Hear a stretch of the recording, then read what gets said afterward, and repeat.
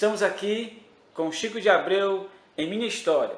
Chico de Abreu, músico, instrumentista, pintor, professor de música, artesão e agora escritor. E aí, Chico, como surgiu seu relacionamento com a música? Olha, ou com a arte, né? Com a arte, de modo geral, foi quando eu tinha assim, 8 anos de idade, né? Eu estudava catecismo, né? E sempre na igreja acontece isso, porque é na igreja que tem música. Me fala o né? ano que você nasceu. Eu nasci em 52, né? Com 8 anos eu tinha, em 1960 eu tinha 8 anos e fui estudar o catecismo e na primeira comunhão, dessa coisa toda, eu ganhei um instrumento de presente, que era uma cornetinha pequena, né? Que tinha umas válvulas e aquela cornetinha, por muito tempo eu soprava, brincava com aquilo ali. Meu primeiro contato com a música também foi minha mãe, que cantava. Minha mãe era uma cantora de primeira, sabe? Cantava músicas daquela época, dos anos 50, dos anos 60. Então ela foi a primeira pessoa que me deu assim o caminho da música, da sonoridade, do som das músicas, né? Isso é que era importante, né? O som. Eu fui aprendendo com minha mãe, né? O meu primeiro contato com o instrumento já foi longe, né? Mas assim, o contato com a música, com a natureza. Quando você começou realmente a ver que a sua vida era música? Quando Não, com você 8 anos eu já sentia que eu não queria fazer nada, eu já sentia que eu queria estar, e dos meus 8 anos até os 14 anos eu vivia pelo meio do mato, cantando para as plantas. Onde era isso? Isso era em Fortaleza. As pessoas diziam para minha mãe, esse menino é doido, ele fica falando com as plantas, né? Ele fica cantando para as plantas, e parecia que as plantas batiam palma, o vento batia nas plantas e nas árvores, né? Mas com 14 anos eu comecei a escrever, né? Comecei a escrever porque nessa época eu estava morando praticamente de frente ao mar, e eu escrevia muito coisas do mar, né? O que vinha, o que passava, o que existia no mar, né? Com uns 14 anos. Mas foi com meus 19 anos que eu comecei a participar de festival intercolegial, que eu fiz as primeiras músicas que ganharam 4º lugar, 3º lugar, até chegar a 1º lugar em festivais intercolegial, né? O que você ouvia, era a sua influência musical dessa época? Minha mãe, as coisas que ela cantava, porque nessa época não tinha acesso à rádio, não existia essa coisa da televisão. Então minha mãe cantava Nelson Gonçalves, Jacques no Pandeiro, Luiz Gonzaga. A minha mãe cantava essas coisas, né? E o meu rádio era minha mãe, era o que ela cantava. É tanto que muita música que eu aprendi, eu vim ouvir depois, e eu dizia assim, nossa, essa letra está errada, porque eu aprendi do jeito que minha mãe cantava, né? Mas o rádio foi minha mãe. Então você começou a participar dos festivais nas escolas? Eu comecei a participar em 79, né? E ganhei um 4º e 3º lugar. Em 70 tirei 2º lugar. Em 71 tirei 1º lugar com a música chamada Acauã, né? E me interessei pela música. Mas que evento era esse? Nós estamos aí em 70, 71, né? Eu ainda estava em Fortaleza ainda, né? Eu só fui para Rio de Janeiro em 73. Então, essas primeiras músicas, essas primeiras participações foi que influenciaram você a seguir a carreira profissional? Elas, pelo fato de eu ter, assim, as pessoas gostar da música, eu tirar 1º lugar no festival intercolegial, eu me interessei em fazer e ir para outros lugares. Mas como a gente estava vivendo uma situação difícil na época, Fortaleza era muito pequeno para isso. Eu cheguei a me apresentar nos programas que existiam na época, Porque Hoje é Sábado, Show do Mercantil, onde cantava a Melinha, o Belchior, Jorge Mello, onde cantavam os artistas da época que estavam se destacando, né, da música cearense, né? Mas eu não tive assim uma grande aproximação com a música cearense, porque eu também fui logo embora e desenvolvi meu trabalho mais no sul mesmo, né? Quando você foi embora? Em que ano? Eu fui embora em 73. Definitivamente eu fui em 73, para o Rio de Janeiro. Para o Rio. 69, de 69 até 70, teve muitos problemas devido à ditadura. Músicas minhas foram censuradas, eu fui convidado aí à Polícia Federal na época.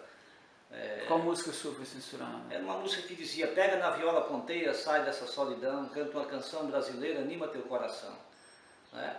E por causa desse tipo de música que eu fazia, que falava da terra, da necessidade, eu não via a música como um entretenimento, via mais como uma coisa de um canal de expressão, então talvez tenha sido por isso que a minha música não foi censurada, né? Ela passou por um processo de que eu recebi até um convite da Polícia Federal para sair do Ceará, né? Porque era bem melhor ir para outro lugar. Sua chegada no Rio? Minha chegada no Rio eu fui de carona, uma semana de carona, em cima de um caminhão, com um amigo, né? Esse amigo talvez foi o meu anjo da guarda, né? Que ele me tirou daquela situação que eu estava lá no Ceará. Ele disse, não, você tem que ir para o Rio de Janeiro, mostrar a tua música lá, porque eu estou indo de carona. E fomos de carona, num caminhão, ele levava uma Kombi, dentro do caminhão fechado, um baú, e passamos uma semana. Eu levei banana, farinha, ovos, e naquela semana foi comendo banana, farinha e ovos e viajando para conhecer a cidade maravilhosa, né?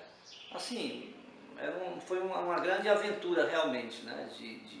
Não estava pensando que ia fazer sucesso com música ou não, eu estava apenas curtindo a viagem. Quando nós chegamos no Rio, eu fiquei na casa da tia dele durante 5 anos, né? Conhecendo o Rio de Janeiro e tentando me adaptar a uma nova realidade, né? De poluição sonora, poluição visual, que o Rio era uma loucura, né?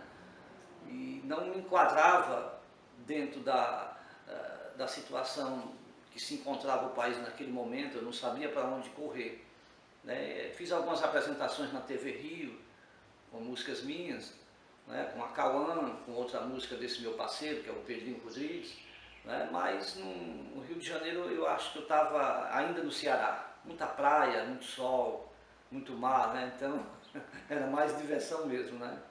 Só eu chegando em São Paulo mesmo, de 78 para 79, é que eu comecei a levar a carreira profissional a sério. Aí de lá para cá, né, eu já trabalhei em teatro, de 79 a 80. Em 80 eu comecei a fazer meus primeiros shows solo e não parei mais. Em 80 é que é o auge da minha carreira. Porque você estava em São Paulo. Porque antes eu não levava assim muito. Eu estava desdobrado, mas era com a Guanabara, com o Rio de Janeiro naquela época, né? Não estava muito preocupado. Conheci naquela época o Alceu Valença, que estava fazendo um show no Teatro Teresa Raquel, Vou Danado Pra Catente, o Zé Ramalho. Eles já estavam bem encaminhados nos seus trabalhos profissionais, embora não acontecesse para um grande público, né? Nessa época era quase um descobrimento da musicalidade nordestina, né? Nessa época, né? Essas manifestações todas daqui, tanto do Ceará, né, como do Nordeste. Né? Era uma época de descobrimento realmente, era uma época revolucionária, era uma época que não tinha tanta informação, né, não tinha tanta mídia e nada, então você tinha que sair no seu boca a boca. Eu me lembro que quando eu fazia teatro em 80, nós saímos pela Paulista pregando cartazes na rua e divulgando nos bares, e no final de semana o teatro estava lotado. Né? Quer dizer, tinha um público carente desse tipo de trabalho que estava chegando, né? E desses artistas que estavam chegando, tinha uma facilidade para esse tipo de manifestação, esse tipo de música que não era uma música de entretenimento, mas uma música de informação.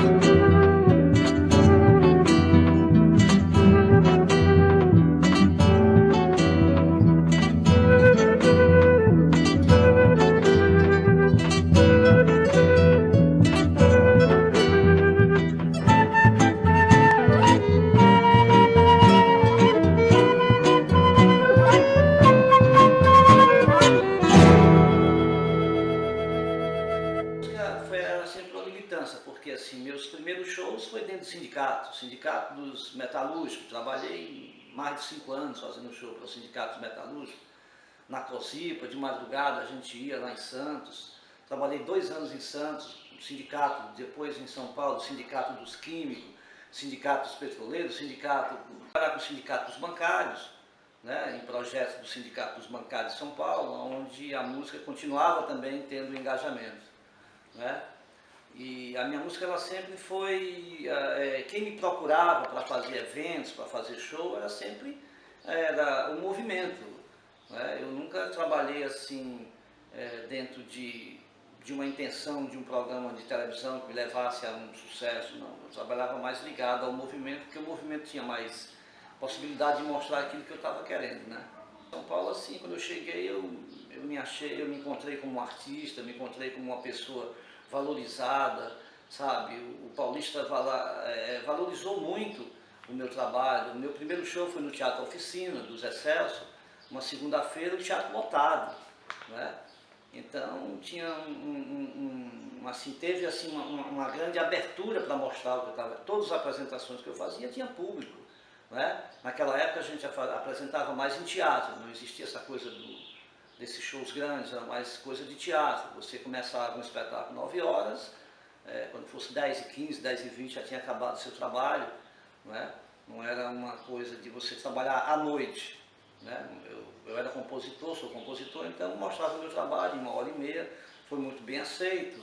Em 82 eu fiz meu primeiro disco, em 86 comecei a gravar o segundo, porque naquela época gravar um disco não é que nem hoje, naquela época era muito difícil você ter esse acesso, e principalmente eu fui convidado por várias gravadoras para mostrar meu trabalho, mas quando chegava lá, o que eu cantava não estava de acordo com o pensamento das multinacionais, das gravadoras, né? Então se tornava difícil a relação de minhas letras com o pensamento, com o meu pensamento e o das gravadoras, né? Quantos discos você gravou? Olha, eu gravei. Interessante que assim, uma das coisas que fez mais sucesso para mim foi em 81, eu fiz uma fita cassete, que foi matéria de jornal, de televisão. Essa fita cassete tinha 10 músicas, né? E essas músicas foram acompanhadas pelo Luiz, pelo Fernando Melo, aliás, Fernando Melo, que era um grupo instrumental, um duo instrumental, que durante mais de 5 anos nós trabalhamos juntos. E essa fita ela foi muito bem aceita na imprensa, no meio de comunicação. Ela teve assim uma grande abertura para que eu gravasse o meu primeiro compacto.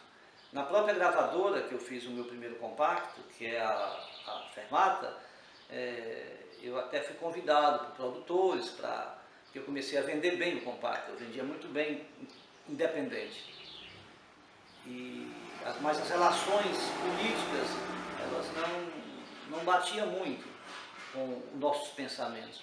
Mas aí eu gravei depois um LP, né, já com o Dufel, fazendo as cordas todas, uns grandes arranjos.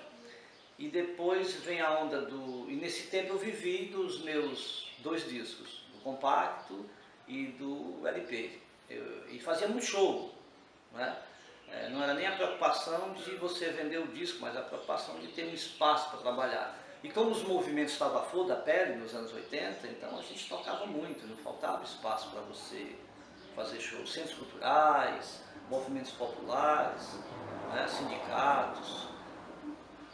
E quando você encontrou o Belchior?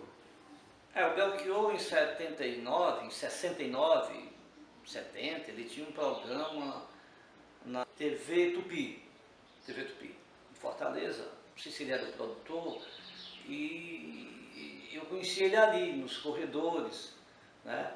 Mas foi mais em São Paulo mesmo, em 1980, que através desses projetos de shows, eu comecei a dividir palco com grandes artistas, Belchior, TT Espíndola, os outros artistas, Jorge Mello,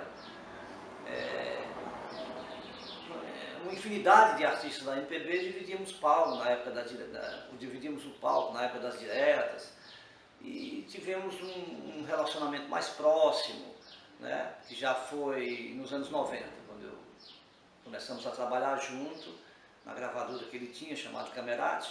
Nós começamos a trabalhar junto no ateliê que ele tinha, né, e começamos a desenvolver mais uma parceria, eu digo até de irmandade, mais do que artista, né? E viajamos muito, e graças a Deus foi um relacionamento muito bacana, sentimos a falta deles até hoje, né? Falar um pouquinho aí da sua carreira no final dos anos 80 para os anos 90. Ó, nessa virada aí, o trabalho ele começa o país muda, né?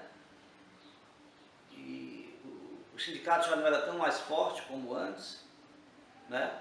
A vida cultural ela passa a ter uma outra visão. A gente tem outras idades também, né? A gente passa a ter outra idade, né?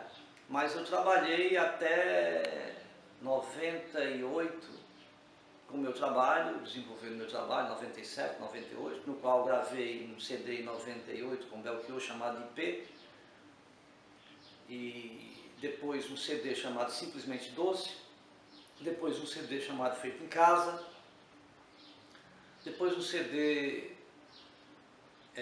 autoral, gravado em Campinas. Mas em 2001 eu vim para Crateús, né? 2001, desenvolvi um trabalho aqui na Casa de Cultura, graças a Deus.